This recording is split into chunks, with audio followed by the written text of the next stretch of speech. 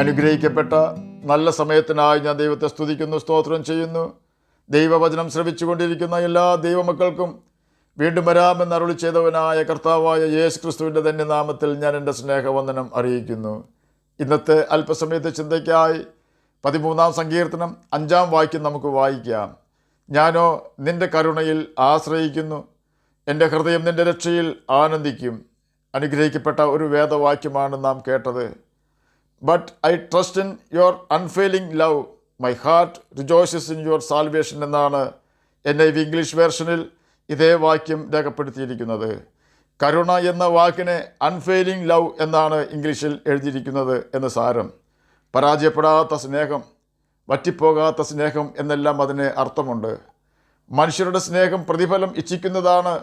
ആ സ്നേഹത്തിൻ്റെ പ്രത്യേകത ആദ്യം വലിയ സ്നേഹമായിരിക്കും, എന്നാൽ ക്രമേണ സ്നേഹത്തിൻ്റെ ആഴം കുറയുകയും ഒടുവിൽ വറ്റി വരളുകയും ചെയ്യും. പരാജയപ്പെടുന്ന സ്നേഹമാണ് മനുഷ്യരുടെ സ്നേഹം. സ്നേഹത്തിൻ്റെ ഉറവ നിന്നു പോകുന്ന സ്നേഹമാണ് മനുഷ്യരുടേത്. അതിനാരെയും കുറ്റപ്പെടുത്തിയിട്ട് കാര്യമില്ല, മനുഷ്യരായി നമുക്കതിനെ കഴിയൂ. എന്നാൽ സ്നേഹത്തിൻ്റെ വറ്റാത്ത ഉറവയുടെ ഉടമസ്ഥനാണ് കർത്താവായ യേശു ക്രിസ്തു. ഒരിക്കൽ കായൽ തീരത്തുള്ള തൻ്റെ സ്നേഹിതൻ്റെ ഭവനത്തിൽ സന്ദർശനം നടത്തിയ കൂട്ടുകാരനെ സ്നേഹിതൻ കാറ്റുകൊള്ളുന്നതിനായി തൻ്റെ വീടിൻ്റെ ടെറസിൽ കൊണ്ടുപോയി.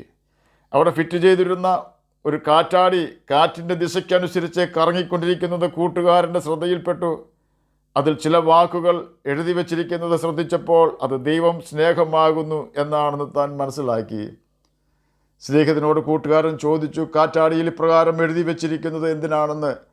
അതിനുത്തരമായി സ്നേഹിതൻ തൻ്റെ കൂട്ടുകാരനോട് പറഞ്ഞത് ഇപ്രകാരമാണ്: കാറ്റ് ഏത് ദിശയിൽ നിന്ന് എത്ര ശക്തിയോടെ അടിച്ചാലും ദൈവം സ്നേഹം തന്നെയാകുന്നു എന്നായിരുന്നു.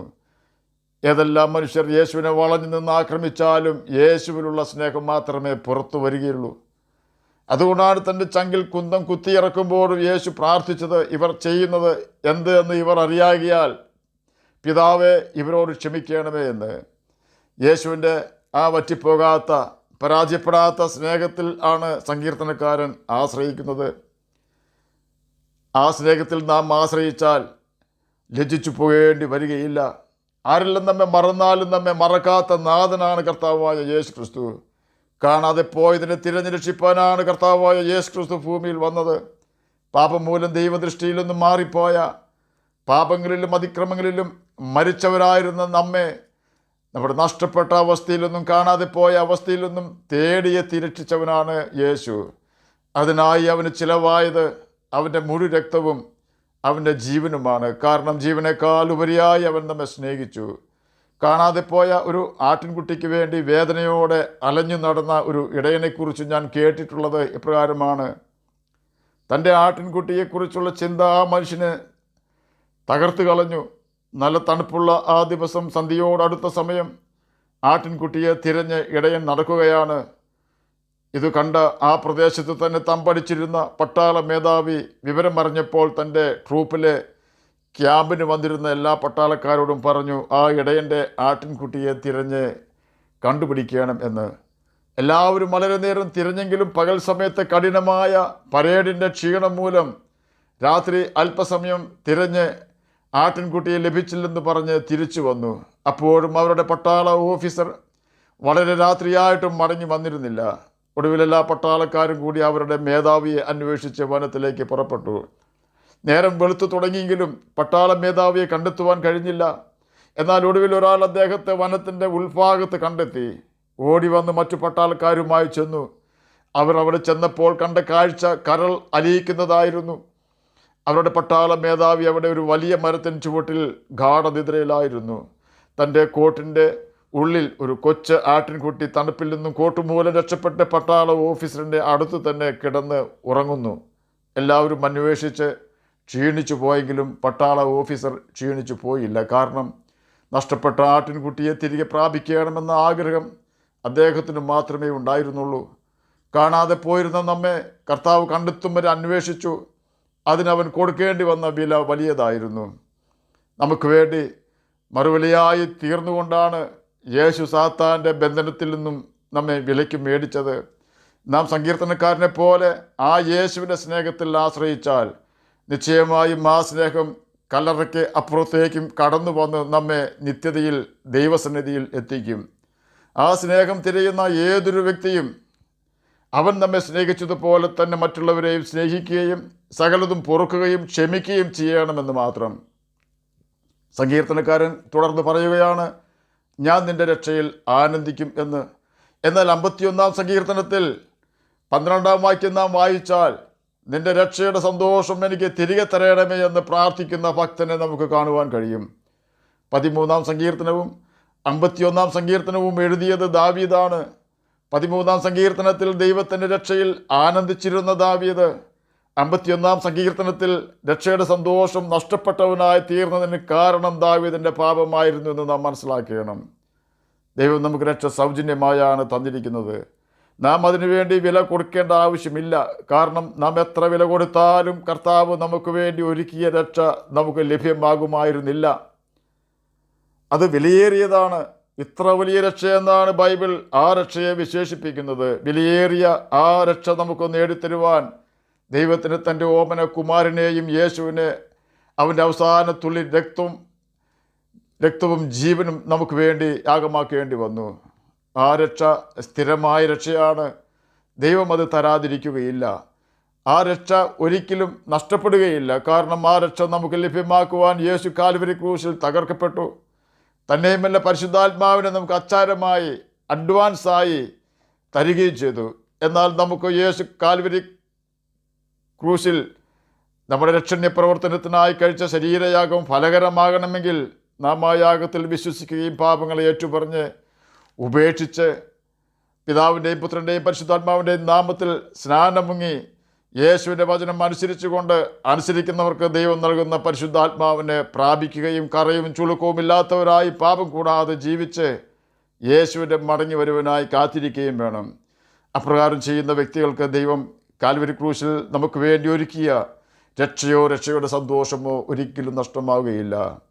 എന്നാൽ ഒരിക്കൽ നാം യേശുവിൻ്റെ മഹാപാപപരിഹാര ബലിയായ ക്രൂശിലെ യാഗത്തിൽ വിശ്വസിക്കുകയും പാപങ്ങളെ ഏറ്റുപറഞ്ഞ് ഉപേക്ഷിക്കുകയും യേശുവിനെ അനുസരിക്കുന്നവർക്ക് ദൈവം വാഗ്ദാനം ചെയ്ത പരിശുദ്ധാത്മാവിനെ പ്രാപിക്കുകയും സ്വർഗീയ സന്തോഷമായ രക്ഷയുടെ സന്തോഷം അനുഭവിക്കുകയും ചെയ്തതിന് ശേഷം വീണ്ടും പാപം ചെയ്താൽ യേശുവിനെ വീണ്ടും ക്രൂശിക്കുന്നവരും അവൻ കാൽവരി ക്രൂശിൽ ചൊരിഞ്ഞ നിഷ്കളങ്ക രക്തത്തെ ചവിട്ടിക്കളയുന്നവരും കൃപയുടെ ആത്മാവിനെ നിന്ദിക്കുന്നവരും ആകയാൽ വീണ്ടും മാനസാന്തരത്തിലേക്ക് കൊണ്ടുവരുവാൻ ഒരു മാർഗവും ശേഷിക്കുന്നില്ല എന്ന് ദൈവവചനം നമുക്ക് മുന്നറിയിപ്പ് തരുന്നു.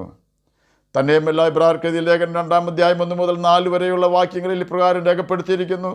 അതുകൊണ്ട് നാം വല്ലപ്പോഴും ഒഴുകിപ്പോകാതിരിക്കേണ്ടതിന്, വല്ലപ്പോഴും പാപം ചെയ്ത് നശിച്ചു പോകാതിരിക്കേണ്ടതിന് കേട്ടത് അധിക ശ്രദ്ധയോടെ കരുതിക്കൊള്ളുവാൻ ആവശ്യമാകുന്നു.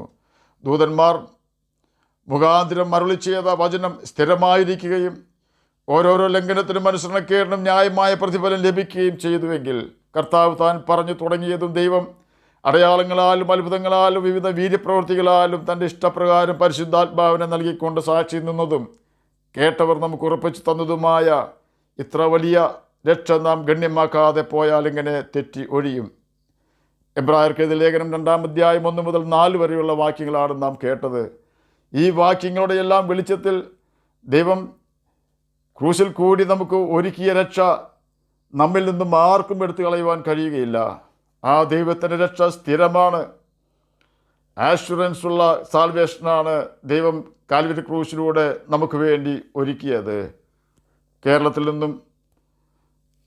നിന്നുള്ള ഒരു യാത്രക്കാരൻ അമേരിക്കയിൽ പോകുവാൻ പാസ്പോർട്ട് എടുത്ത് എയർപോർട്ടിൽ പോയി വെയിറ്റ് ചെയ്താൽ യാതൊരു പ്രയോജനവും ഉണ്ടാവുകയില്ല. അമേരിക്കയിൽ പോകുവാനുള്ള വിമാനം അവിടെ ഒരുങ്ങിക്കിടക്കുന്നുണ്ട്. അത് ഷുവറാണ്. എന്നാൽ ആ വിമാനത്തിൽ കയറണമെങ്കിൽ അമേരിക്കൻ വിസ ഏറ്റവും അത്യാവശ്യമാണ്. എല്ലാ പേപ്പേഴ്സുകളും കറക്റ്റായിരിക്കണം. എന്നാൽ മാത്രമേ ആ വ്യക്തിക്ക് അമേരിക്കയിൽ ചെല്ലുവാൻ കഴിയുകയുള്ളൂ. എന്ന പോലെ തന്നെ മനുഷ്യവർഗത്തിന് ഉറപ്പേറിയ ഒരു രക്ഷകർത്താവ് ഒരുക്കിയിട്ടുണ്ട്. ആ രക്ഷ കരസ്ഥമാക്കുവാൻ എന്തെല്ലാം കാര്യങ്ങൾ മനുഷ്യർ ചെയ്യണമെന്ന് ബൈബിളിൽ എഴുതിയിട്ടുണ്ടോ നാം അതെല്ലാം അനുസരിക്കണം. പരിശുദ്ധാത്മാവിനെ പ്രാപിക്കണം. എന്നാൽ നിശ്ചയമായും നമുക്ക് ദൈവത്തിൻ്റെ രക്ഷയിൽ സന്തോഷിക്കുവാൻ കഴിയും. ദാവീദിനെ പോലെ നാം പാപത്തിൽ വീണാൽ ദൈവമൊരുക്കിയ രക്ഷ നമുക്ക് മാത്രം നഷ്ടമാകും. രക്ഷ നമുക്ക് നഷ്ടമായാൽ രക്ഷയുടെ സന്തോഷം നമ്മിൽ നിന്നും നഷ്ടമാകും. പിന്നെ ആത്മീയ ജീവിതം വിരസമായി തീരുകയും സകലത്തിനും നാം പ്രശ്നങ്ങൾ ഉണ്ടാക്കുന്നവരും ആയിത്തീരുന്നു. അനന്തരഫലമോ പാപബോധം ഇല്ലാത്ത അവസ്ഥയിൽ നാം എത്തിച്ചേരുകയും നല്ല മനസാക്ഷി നമ്മിൽ നിന്നും നീങ്ങിപ്പോവുകയും ചെയ്യുന്നു. അതുകൊണ്ട് 13-ാം സങ്കീർത്തനം 5-ാം വാക്യത്തിൽ പറയുന്നത് പോലെ നമുക്ക് ദൈവത്തിൻ്റെ രക്ഷയിൽ സന്തോഷിക്കാം. നാം പാപം ചെയ്യുക വഴി ദൈവം നമുക്ക് കാൽവരി ക്രൂശിലൂടെ ഒരുക്കിയ രക്ഷ നഷ്ടമാകുന്നില്ല എന്ന് ഉറപ്പാക്കി നമുക്ക് ജീവിക്കാം. ആ രക്ഷയുടെ സന്തോഷം നാം മരിച്ചാലും നമ്മെ പിന്തുടരും. ആ സന്തോഷത്തിൽ നിലനിൽക്കുവാൻ നമുക്ക് ബൈബിൾ വായിക്കുകയും നാം എങ്ങനെ ജീവിക്കണമെന്ന് ബൈബിളിൽ ദൈവം കൽപ്പിച്ചിരിക്കുന്നുവോ അപ്രകാരം കർത്താവിൻ്റെ കൽപ്പനകൾ അനുസരിക്കുകയും ചെയ്തുകൊണ്ട് നിത്യജീവനാവകാശികളായി തീരാം. അതിന് കർത്താവ് നമ്മെ സഹായിക്കട്ടെ എന്ന് പ്രാർത്ഥിച്ചുകൊണ്ട് ഞാൻ എൻ്റെ വാക്കുകളിൽ നിന്ന് വിരമിക്കുന്നു. നമുക്ക് പ്രാർത്ഥിക്കാം. ഞങ്ങളെ സ്നേഹിക്കുന്ന സ്വർഗീയ പിതാവേ, നല്ല വചനത്തിനായി അങ്ങേ സ്തുതിക്കുന്നു, സ്തോത്രം ചെയ്യുന്നു. കർത്താവേ, എന്നെ കേൾക്കുന്ന ഏതെങ്കിലും പ്രിയപ്പെട്ടവർ രോഗത്താൽ ഭാരപ്പെടുന്നുവെങ്കിൽ അങ്ങ് അവർക്ക് രോഗസൗഖ്യം കൊടുക്കണമേ. സമാധാനമില്ലാത്തവർക്ക് സമാധാനം കൊടുക്കണമേ. രക്ഷയുടെ സന്തോഷം ലഭ്യമാകാത്തവർക്ക് എത്രയും വേഗം രക്ഷയുടെ സന്തോഷം ലഭ്യമാകുവാൻ തക്കവണ്ണം അങ്ങയുടെ വചനം പ്രമാണിക്കുവാൻ കൃപ കൊടുക്കണമെന്ന് പ്രാർത്ഥിക്കുന്നു. അങ്ങയുടെ വചനം പ്രമാണിച്ചുകൊണ്ട് ഈ ലോകത്തിൽ ജ്യോതിഷികളെപ്പോലെ തിളങ്ങുവാനും നിത്യജീവനാവകാശികളായി തീരുവാനും മടിയനെ കേൾക്കുന്ന അങ്ങനെ കുഞ്ഞുങ്ങളെ സഹായിക്കുകയാണമേ. പഠിക്കുന്ന കുഞ്ഞുങ്ങൾക്ക് പഠിക്കുവാനുള്ള ബുദ്ധി, ജ്ഞാനവും ഓർമ്മശക്തിയും കൊടുക്കുകയാണമേ. പ്രാർത്ഥന കേട്ടതിനായി സ്തോത്രം. യേശുവിൻ്റെ നാമത്തിൽ തന്നെ ആമേൻ. കർത്താവ് എല്ലാവരെയും അനുഗ്രഹിക്കട്ടെ.